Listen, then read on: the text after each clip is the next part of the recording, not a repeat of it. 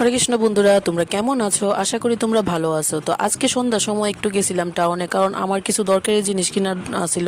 তো তোমরা দাদারে কইছে আমার একটু টাউনে নিয়ে যাও, তো তোমার দাদা কইছে যে রেডি হয় টাউনে নিয়ে যেতেছি। তো দেখো আমরা টাউনে যাইতেছি, আমি আতিক আর তোমরা দাদা আর অর্জিত বাড়িতে নাই, পিসির বাড়িতে।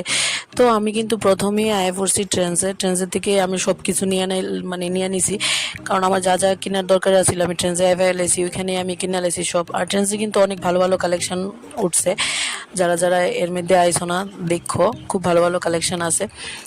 তো সব কিছু কেনাকাটা শেষ, তোমরা দাদা বিল করতেছে আর আমি একটু ঘুরে ঘুরে সব দেখতেছি।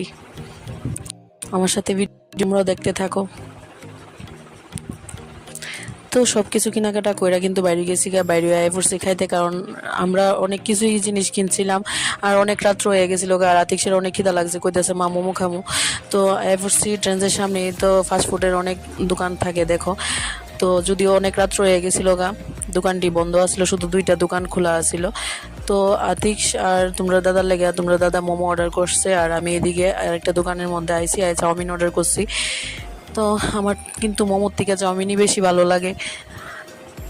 তো তার চাউমিন আয়া পড়ছে দেখো, তারা মোমো খাইতেছে, আমরা চাউমিন খেলাম। তো খাইটে এসে আয়া বললাম বটতলা বাবুর দোকানে আয়া দেখি মা রুটি বানাইতেছে, আর বাবু কিন্তু আতিক সেরা ফায়া সেরা পাশের কাকুর দোকানে গেছে, গিয়ে সেরা কেক টিক চকলেট টকলেট কিনা দিল।